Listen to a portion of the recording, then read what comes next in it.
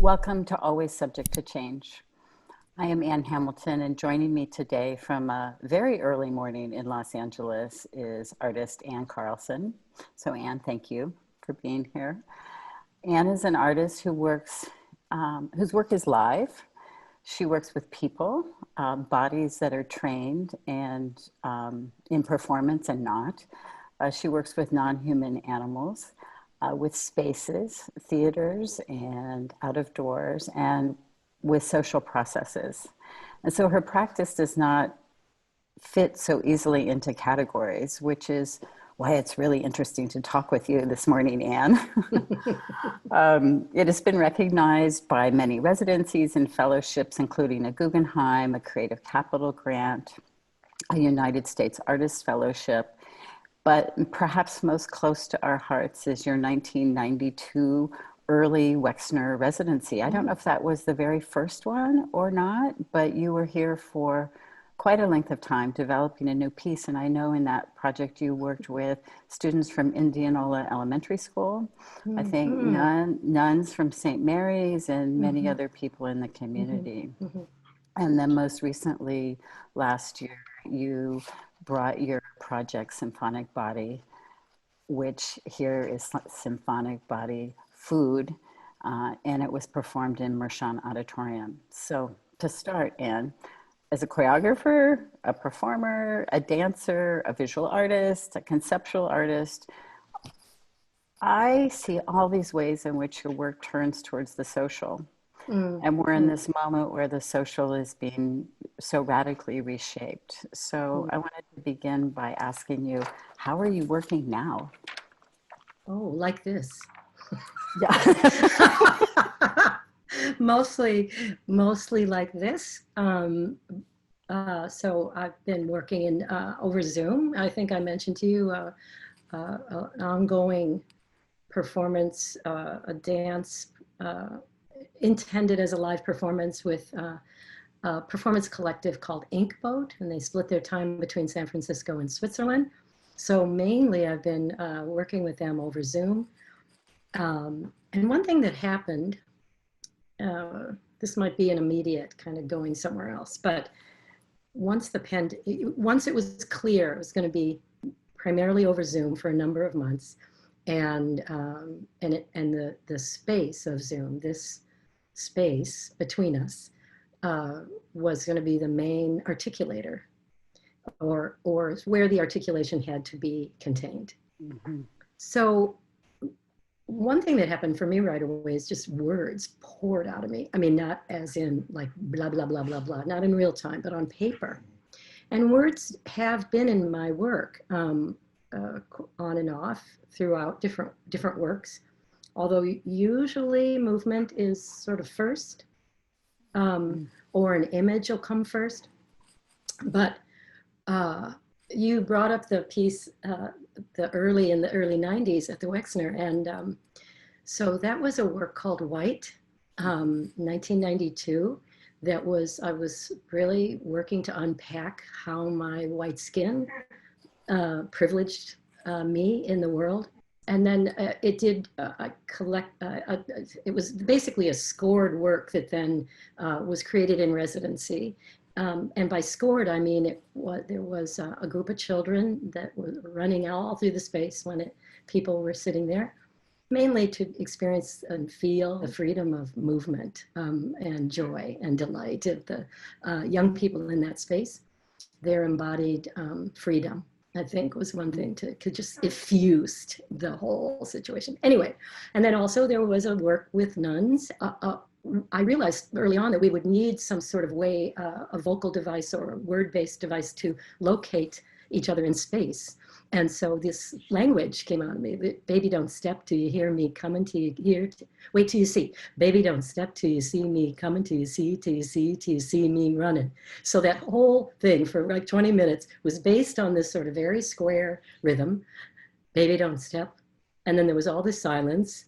And then they'd keep doing it so that while they were walking, they walked in a cluster. Baby, don't step till you see me coming, till you see me run. And then they break out of it and laugh. And I mean, some of it, anyway, I could go on about that, but the words emerge right alongside sort of the Mhm. movement and the people and the circumstance. And that's what's just happened recently again, too.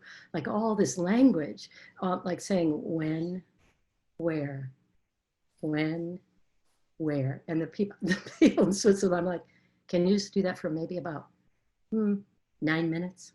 You know, like, Sort of like a metronome, right? Like, yeah. yes, because I felt like my sense of time was changing so much in the context of the Mhm. shelter in place. And so it, language. Just back up a minute with the language in the very gracious introduction you gave. So I work with non-human animals. That's, oh yes, that's true. Yeah. Um, uh, And human animals.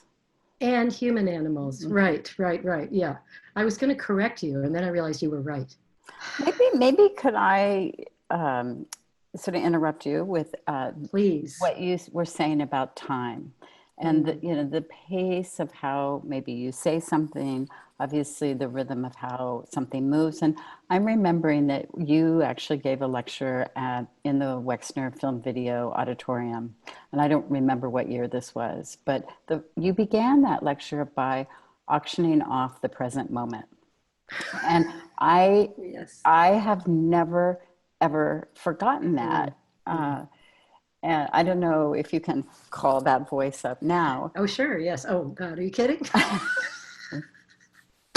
I mean, part of that work back at the Wexner in the early 90s, part of that, I went to auctioneer school and learned how to auction. And I was looking at the commodification of bodies and particularly within the dance and performance world, but then it kind of billowed out. Yes. And then I ended up thinking into the auctioning of more abstract things, so like time and it was also a way to reach into the audience in a playful, energetic kind of invitation to go, this is all we got, you know. I mean, and then it Mhm. also flipped into preaching. So yeah, I mean that's $20 bid now one now two. We give it out 22 now. I have now 75. 75 for quarter now one. 75 quarter now one now two. So don't get me started because one of the things about that is my experience with auctioning is brings out some really mean part of me because I start to go, if nobody raises their hand, I get so mad inside. Right. So you're like going after them, like raise your hand, right? I'll stop the whole thing. I could, yeah. Yeah. Well, one thing happened from that is that I would get invited to auction, but I learned to auction as a score, not as a way to make money for people. So people would invite me for benefits to auction. Hmm. So I said yes a few times. It's a disaster. But anyway, I'd be like, what, is no one buying anything? What am I here for? You know, like this Right. sort of Don Rickles part would come out. Anyway. But it's like how the circumstance changes, right? And so because Mm, the circumstance for that voice, for that training is really different, mm, then it's how we reflect on that complex of social relationships that it mm, actually is its origin. mm, But I think that, you know, I mean, I don't know, of course, I haven't seen all your works. They're live and I haven't been there, but I'm aware that in your practice, and I think that's one of the focuses of these series of conversations, it's like, mm, where does work come from? That mm, you have trained your body in disciplines that would not be within the dance tradition, mm, that you have training in modern dance, mhm, postmodern dance, but I think so much of performance often, you know, in the dance field, perhaps, or other theater arts, is, you know, the highly trained virtuosic body mm, and the mm, sharing of this exquisite, mm, really exquisite performance. And you have so often worked with people who are not trained in any of those traditions, but you've looked to other quotidian kinds of embodied forms of knowledge mm, mm, and then brought that into a different context. mm, Can you mm. talk about the impulse to do that? That recognition of movement in that then brings our recognition to it in a way you bring into work? The deep delight in the what I'll call naive gesture. And that is not really a fair way to talk about it. When I trace back what sort of what I've most enjoyed, both to look at and to do, even though I loved training in ballet and in these very codified forms, Mm-hmm.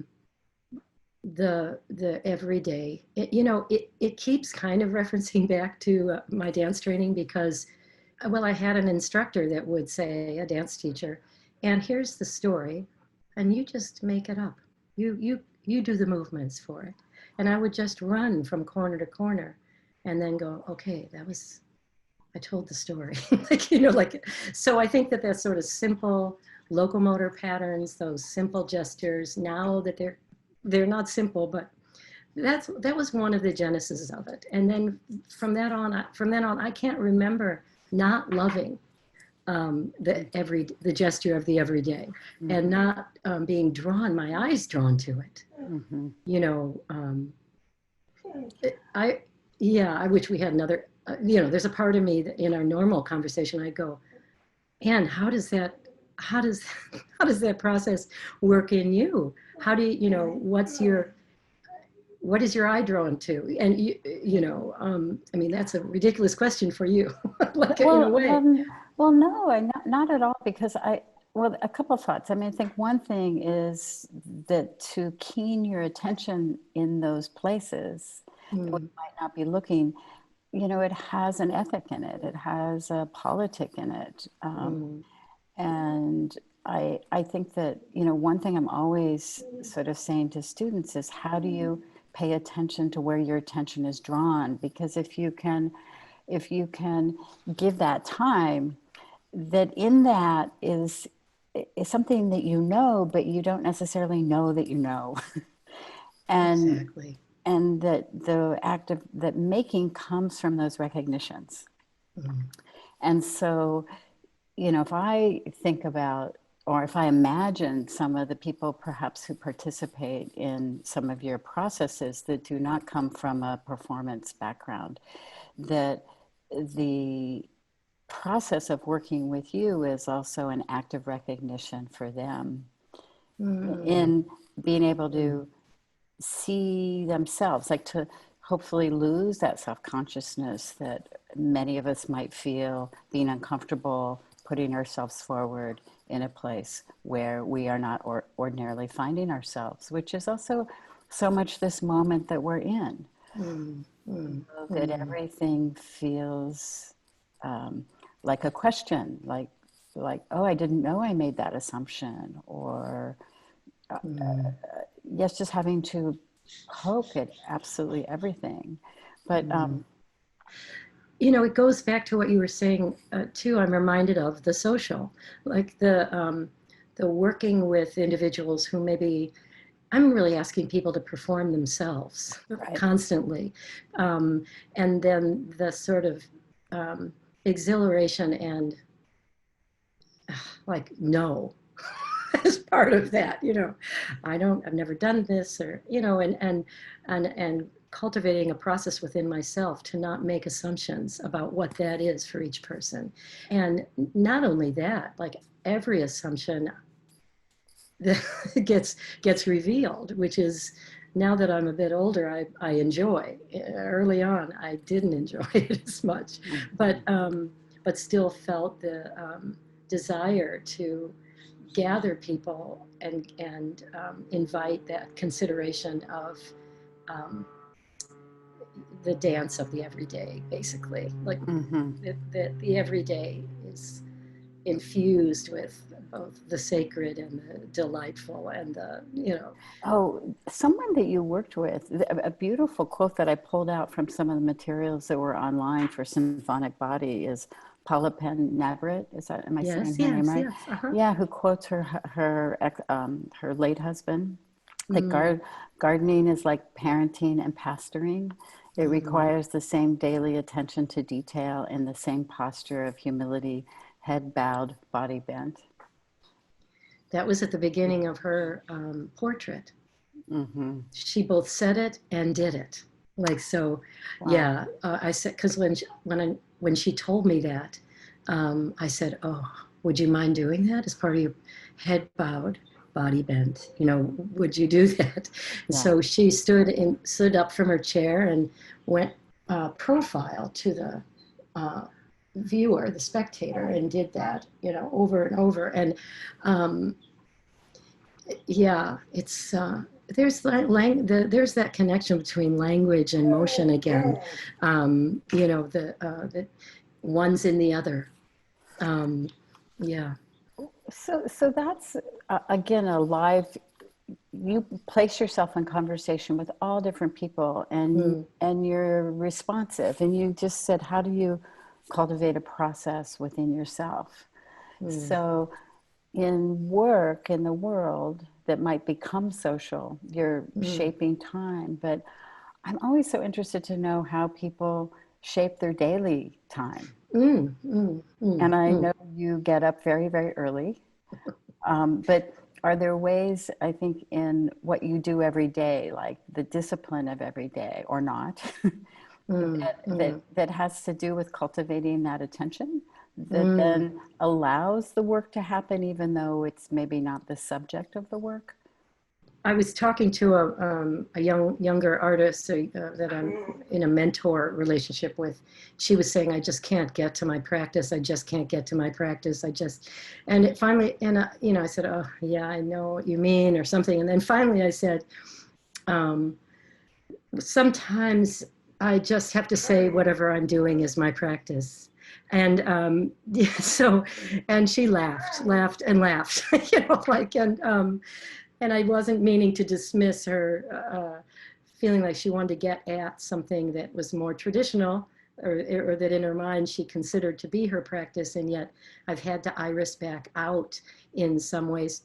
But you know, Allen Ginsberg taught me that. I hate to be name dropping, but I had the good fortune of working with him in the early 90s and on an opera. And so everything he did, he considered his part of his work. It wasn't just sitting down and writing poetry. When I first met him, he actually said, "Can I teach you to meditate?" Which internally I was like, "No," but I said, "Of course." And so I will say that it's big on and off, not a like rigorously since the 90s, but I have a kind of gentle meditation practice that I touch base with every day and which seems to calm my nervous system down and it's been particularly helpful. So I just I put my timer on for 15 minutes and listen to the refrigerator running, which I love the sound of the refrigerator for some reason. So that's what I do.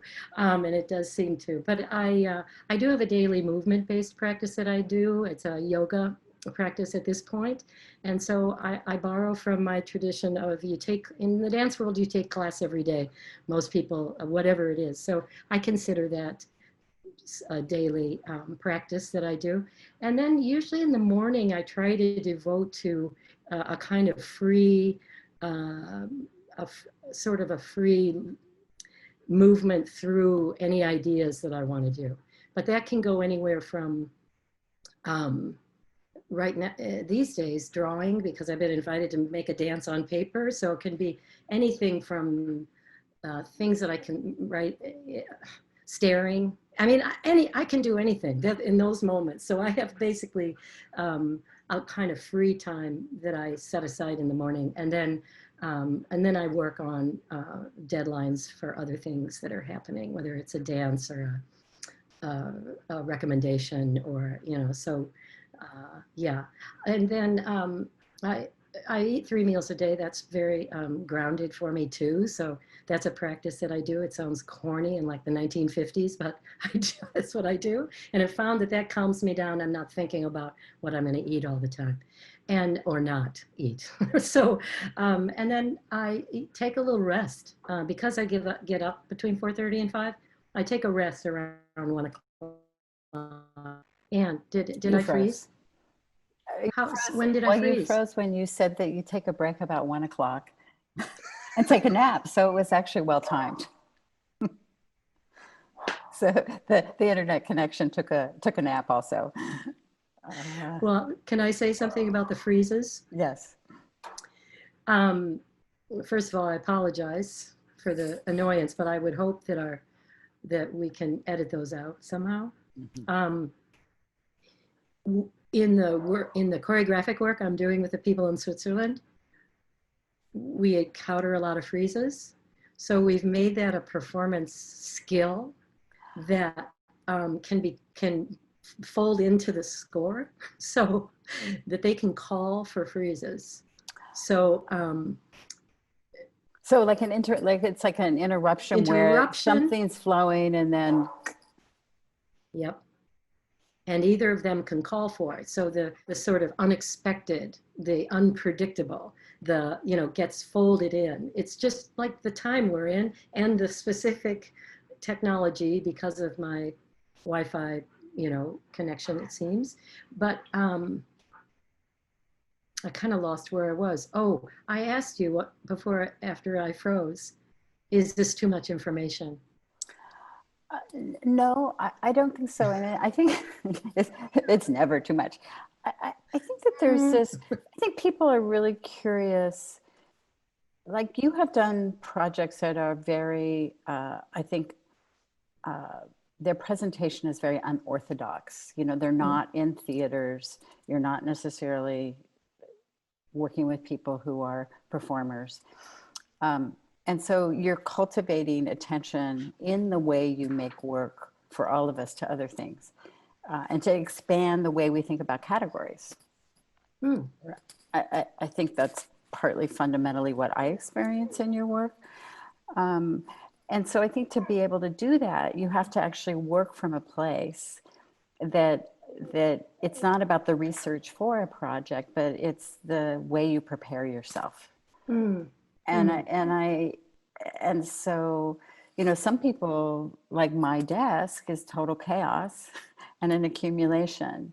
And I don't have the daily discipline at all that you have.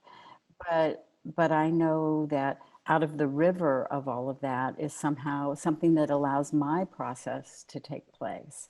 And mm, so, you know, I think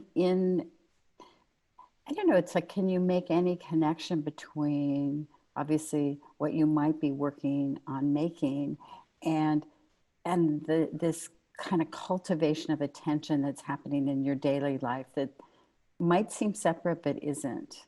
And mm, I was thinking about, I was going back and looking at the work you had done that was more visual, like the tableaus that were restaged mm, from mm, historical photographs mm, in the landscape. And I think that mm. was a project you did at Stanford with, was that, In a or lot of in a in a lot of lot of places? places, yeah. Five U.S. cities. It was a conceptual structure that then got moved around quite a bit. Yeah, the restaging of archival photos in the tradition of tableau vivant. Yeah, yeah. Well, and something I read about that it was in one of the interviews you were talking about that you had been obsessively Xeroxing your My finger, thumb. or your thumb. That's Okay. how it And started. yeah, can you talk about that? Well, yeah. So in that free time in the morning that I'm talking about, and by the way, this pandemic has caused me to have to develop a solitary practice because it's not what I've had. So anyway, but that's where I just follow that thing of, okay, just go do that thing. Something that keeps pushing on my brain, mind, heart, body to do, like Xeroxing the thumb. I just keep doing it, even though I may not tell many people about it because I don't know where it's leading. Yeah. And then, but the next thing that came into that after the Xeroxing of the thumb was I went, oh, a map. How does my thumb, the rings of my thumb, respond to where I am right now, standing at this Xerox machine? And then I thought, did research on maps and the history of maps and how do we know where we are? This is before GPS, so, and then I went, maps, what happened right here? That went right to putting down an anchor in the present moment in time and space. What happened right here a Mhm. long time ago? How was it recorded? Then And the analog digital photography was right on the edge right then. So there was all this stuff on the death of photography, so, Right. when, right now, well, so I'm working on a series of truck dances. Yes. So I have a little truck, a Toyota Tacoma, and I thought, well, how can live performance happen now, safely, um, kindly, but still live? Mm-hmm. And so I thought, well, that little platform, the bed of the truck, it's 6 feet long, it's 5 feet wide, be a stage of sorts. But it's very contained. And I thought, well, it could be for an audience of one or two, socially distanced back, or maybe looking down from their apartment, or maybe out from a nursing home. You could look out Mm-hmm. and see. So I've made 3 so far. There's 2 more in the works. And some of them have been a reiteration of old works, but uh, uh, like my grass suit. So I just was obsessed. So, it could fall into obsession, but I feel as if there's an image that stays in my mind so long that I just can't help but go, okay, I'll make a grass suit. And it's this like, this plastic coat with money in it that, yeah, video maker and artist and my former life partner, um, we made a lot of work together. And that's in the work called Madam 710, emerged out of that with a cow. And I was in a plastic coat filled with money. And I had that in my mind, Anne, for so long. I mean, we're talking years. And then I go, okay, I'll figure out, I'll ask someone to make me this thing, I'll sketch it, and then the person will make it. So, Right. there is this kind of fabrication in my life about those images Mm-hmm. coming into 3 dimensions. Well, it's like also there's like something that you've done or paid attention to, like it haunts you, right? But Exactly, it doesn't have a place to be yet, or it doesn't have a exactly. form. And so this 10 years maybe to walk from one corner of the room to the other. I don't know for those kinds of um, impulses, but it's like it's almost because it then dwells in you for so long, it insists that you pay attention, right? It does. It does. Do you have that? Yes, yes. I did a project summer before last in Portugal, and I was very interested, like you, in sheep. Maybe we Mm, could talk about Doggy Hamlet.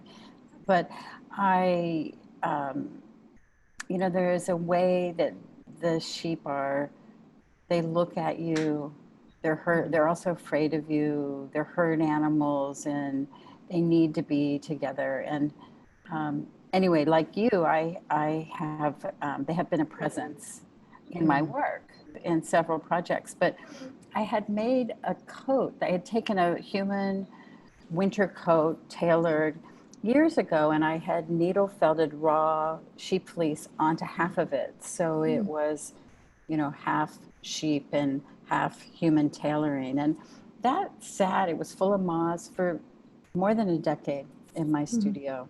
mm, And then finally, when I was in Portugal and thinking a lot about human and non human relations and notions of sacrifice, mm, that came forward. And I worked with many people, students, to actually make a lot of those coats. mm, mm, So, yeah, I think things haunt us and we don't understand what they're about or where they come from.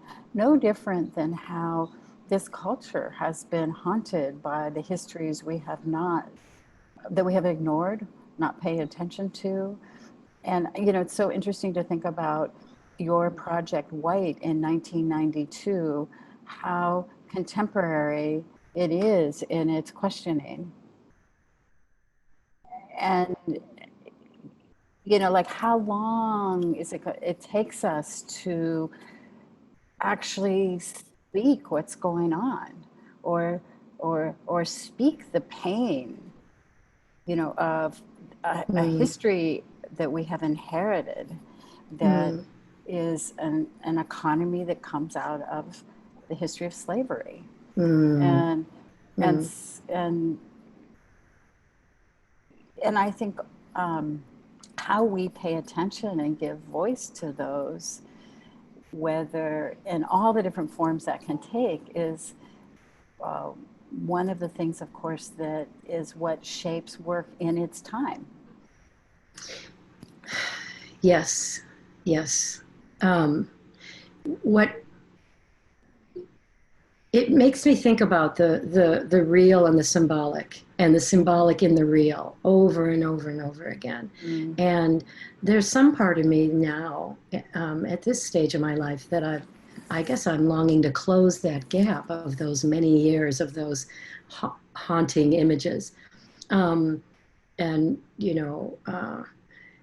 just close the gap of time a little bit. So there's a part of me that's like sort of perhaps a little too eager. What's the images now? I'm like, yeah. come on, because I want to work them through. I got some time now, but it's that I'm not so sure that works, and whatever works means. But I mean, I think for about 10 years now, I've been working with the image, myth, and myth of the elephant, and it, and I spend time in that 3 or 4 hours in the morning, figuring out how to get kind of dye my skin gray and allow all these wrinkles to really come forward. Mm, So it's mm-hmm. also a way to kind of reconcile and make peace with a body that's moving through time,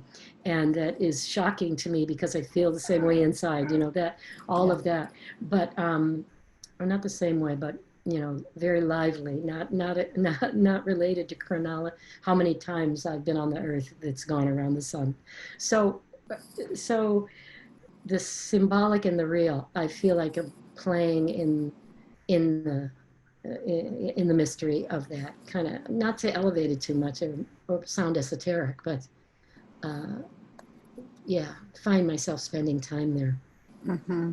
Well, it's when it makes me think about then, like, so as you think about that, it's not like you're going to become an elephant, right? Or you're not going to represent an elephant, but there's No. something, right? Those are pictures of relations, but there's something in there about having to understand maybe the lesson of the elephant, or not the lesson, that's the wrong word.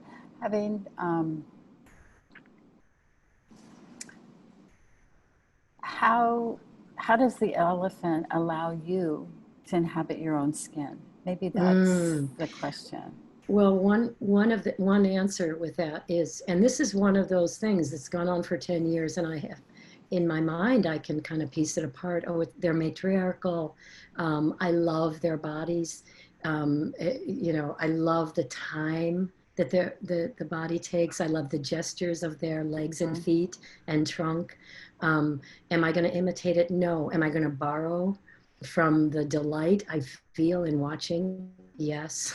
I mean, it's a huge canvas.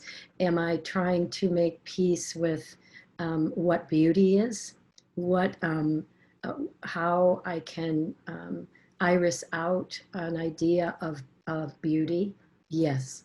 Mm-hmm. um, because when I look at the elephant, I go, oh, so beautiful, so magnificent, so and I want to train the attention of my eye to be, I guess, um, be that way. you I mean, not only see beauty, but uh, yeah. Um, Maybe it's also weight. Like when I think about the elephant, and I think about this space we now all inhabit, which is the screen, and this need to touch something that mm, is like fleshy and full of weight and yes. texture, and Yes. you watch that movement, and it becomes felt. Oh, nice, Right. nice. So even though you're Yes. not there, you watch it and you can then feel that in maybe your own body in some way. Oh, I think that's right on. I hadn't even really thought about it that way. That there's the kinesthetic experience in looking now, Mm-hmm. and that translation has to happen. Um, Right. I'm also just reminded of a friend of mine who used to call and say, "Ann, I don't know, I just have to hug somebody really fat." And she'd go, "I have to get my arms around big, big, heavy, big, solid person." I said, "Okay." I mean, um, this desire to be grounded, maybe to be Mm-hmm. in touch with a kind of depth and a weight and a volume and how does that translate in terms of body and mass and what is that? That's what you're sort of asking. Yeah. And and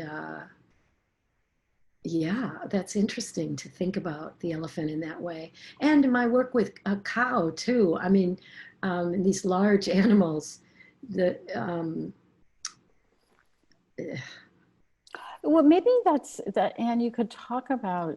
I would love to hear you talk more about the doggy Hamlet piece, which is with dogs and sheep and dancers, and it's outside. I would love to hear you talk about how you work with non-human animals that do not have alphabets to communicate with. okay, it's interesting about the alphabet in Doggy Hamlet. Lots of things that weighed on my mind for many years too. The And then at the same began to kind of get this sense of dogs and sheep. It emerged from also a book I read, so there was a narrative that was also pushing on me, The Story of Edgar Sawtelle by David Wroblewski, which is basically the Hamlet story told in through a family in the 50s that was raising and training working dogs. And there was a young boy named Edgar who could hear, but he could not speak in the story. So he communicated through American Sign Language. And what happened for me with that story, um, it's I can't remember now if the story and the images were at the same time or emerged right out of that powerful, powerful story and book. Um, but I started thinking about a live work that could um, bring together lots of layers of languages, so and communication. And one thing led to the next. I was put in touch with a shepherd who was also a sculptor and taught at Alfred University, was also a scientist, earth scientist. So had this sort of combination of skills that were just skills and knowledge that was mind blowing to me. Her name is Diane Cox, and she has sheep and dogs. So um, on that farm, I visited her, and she showed me what. So that relationship is, of course, based on the prey and predator relationship, and it's there's all this there's a whole I won't say underground world, a whole world of competitive sheepdog trials. Mm-hmm. And that's been a common thing too, Anne, is that out of some of these images, that the haunted images or the curiosities, I have learned about these worlds of people's interests or hobbies or even work that I didn't know before, that I didn't even know existed. So, so that's been such a lifetime delight and uh, profoundly impactful on me.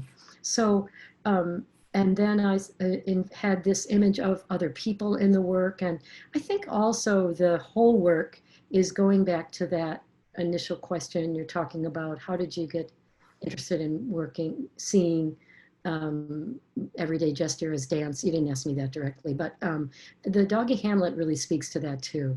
Um, Everybody's dancing here, and so is the spectator. Not to sound corny, but we are living and slash dancing as stewards on the earth. So this little patch of ground.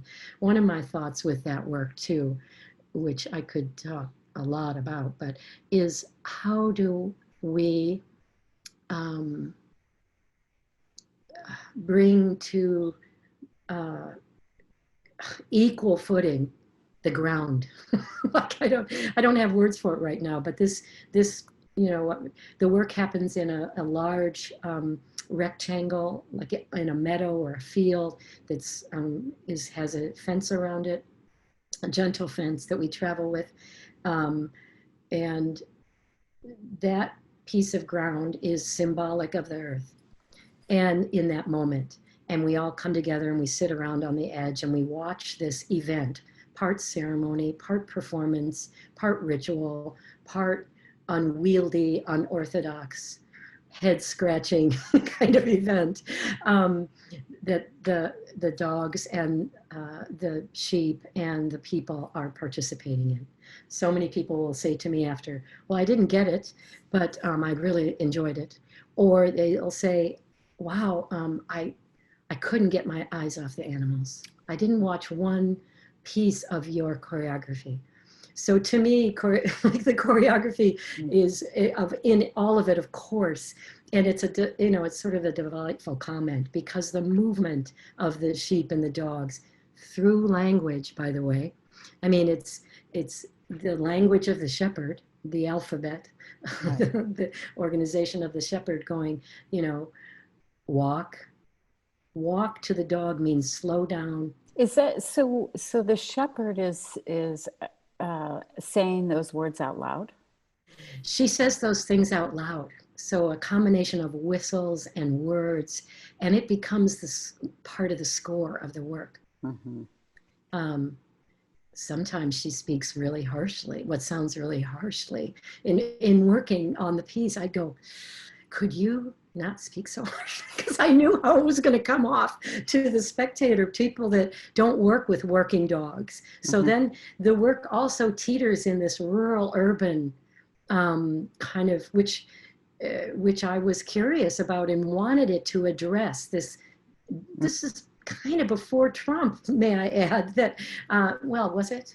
No, it wasn't. Right when Trump, but that predates Trump, the division between rural and urban attention or focus or experiences in living rurally or urban, in an urban context. So, and really being able to recognize a different vocabulary, right?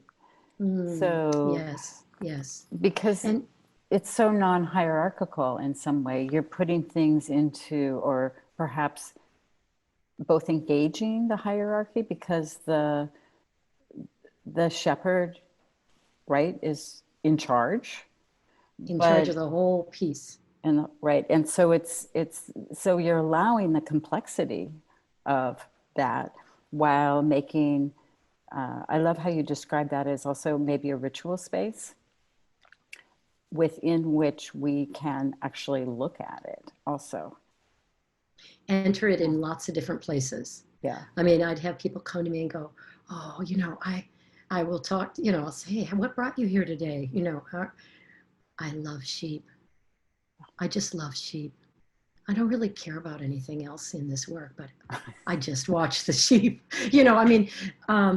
There'd be, knitters, oh no, I just love to watch the sheep and the fur or the wool and, mm-hmm. So there were a lot of places to enter. And the shepherd, hierarchy, it's a little bit of a, it's a word that's shifting a lot now. And the hierarchy within the natural, may I say, the natural world, or at least in the world of non-human animals, or that category is maybe not okay anymore too. We could talk about that. I'm learning that because that is centralizes the human. Right. Um, but I think that that came anyway. Um, so the shepherd holds everything. The shepherd is guiding the dogs, but it's in response to the sheep that are also, but then the dancers are in response to the shepherd as well. So it's this complete kind of ecology of response. And the other thing that I've learned so much in that work, which has extended itself in so many parts of my life, is um, the first time I saw her dogs take the command of look. So she'll go, look. So the dog will be facing in one direction, probably usually looking at the sheep, and the shepherd will go, look. And that is for them to look over their shoulder at if there's sheep behind them or if there isn't. But this dog Wow. taking this command, first time I saw it, I had chills everywhere in my body. And when I get chills in my legs, I feel like it doesn't happen that often. Mm. That's a real, and pay attention to this is important, not just for the work. Mm-hmm. Um, I know it sounds maybe I'm No, blowing it up, but no, it's because I think that it's like what are all the metaphors for being struck by inspiration, right? Like mm, that you do have this uh, recognition that runs through your body, and if we you all don't, do, I would suggest. I think everybody, and if you don't listen to it, there's Mm, consequences, right? mm, You mm, know, I mean, you could take that many different directions, but mm, mm, you know, I can remember being in the Burke Natural History Museum at the University of Washington behind the scenes where they are preparing the skins of the animals that are no longer mm, alive for their mm, study. And there was a upturned, kind of the vulnerable underbelly of the marmot turned up in his mm. little hands, just like gesturing towards me. Oh, And, you know, it's just this moment of recognition where you're like, oh, those hands are like just like my hands. And thinking about all the ground that those hands have touched.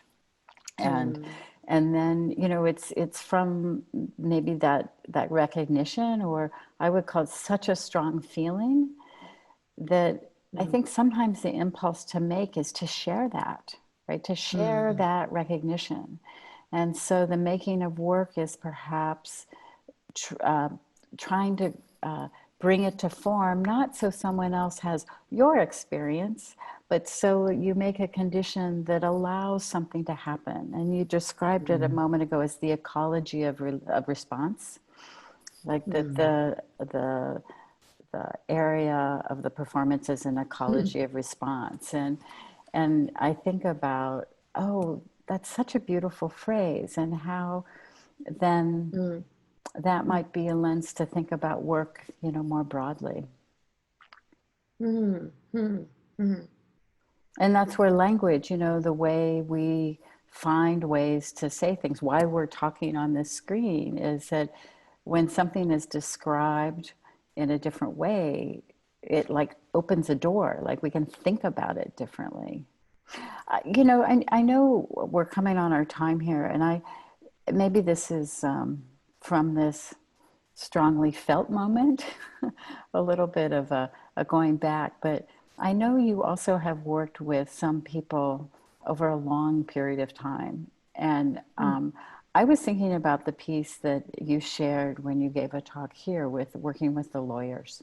mm, mm, And I don't know if there were four lawyers, I believe, that you worked with that were part, and and what that experience of also like a performance that has a duration that's not the event, but it's now an ongoing piece that's in all of their bodies, and it is, I think, performed every year or every so many years, or can you talk about that? yeah, yeah. It's funny you brought that up because when you were talking about or when we were talking about the Doggy Hamlet rectangle, and that forms that ecology of response, that forms this work, I thought right away about the lawyers, because they were in originally 4 by 4 foot, no, 5 by 5 foot box, like a sandbox almost, that they stepped into, that their shoes were in. So their shoes were in the box. They walked in the original performance at PS 122 in New York. And they walked in and got into their shoes, tied them, stood up, and there they were in their suits, and 4 men in suits with their shoes glued to the floor, which had been a dream that I had, a nighttime dream that stayed haunting me until then I just started working on the dream, making the dream into 3 dimensions, or inviting, anyway. Yes, so I never expected that work to live on in their bodies over a 25 or 30-year period, but that's what happened. So it's what happened. We were invited. It would be fun to do it every 3 or 4 years, but that hasn't happened. We haven't performed it in a while. It sort of became a contemporary folk dance for their lives in a way, even though it was built from postmodern contemporary ideas of, forging, looking at their everyday gestures and then resequencing them and then rehearsing them in those sequences until it was its own dance, its own performance. But, knowing those guys over this length of time, seeing how the work itself just is part of the river of their life, but is this sort of punctuation for us, of course, because it's our shared coming together. It's almost like the way holidays are for families or something. This is when we come together. This is what we do, and so it served a purpose I never would have expected, Anne, in their lives, in my life, and also as a bridge, certainly as a bridge for me to understand a lot of things, the technology over time, the movement of life, and so I could go on and on. I think I already told you at one of their weddings that I was invited to, they came to me and said, could we perform the piece here at the wedding? It was at the reception. I said, well, right away I went, no, you haven't rehearsed in a really long time. So, and they go, well, let's go back to the kitchen. We'll rehearse really quick and do it for our friends and family. And that was the same moment as that dog saying, look. Mm-hmm. I got goosebumps. I thought, oh, this is out of my hands. Mm-hmm. This is theirs. Mm-hmm. This is theirs. That's such a beautiful place, maybe, for us to finish today, because, it's how the work is a gift, right? And so it continues to live because it circulates. And that's how it's, so the work is circulating in their bodies, that the performances, across all these maybe different projects, how those then continue to circulate in the world is how the art is alive. And you give that away, right? You give that away, and you can't know where it goes. And you can't hold on to it. So it lives in the bodies of the people. Exactly. Yeah. Anne, what a pleasure. Total pleasure. Thank you so much, Anne. Yes, of course.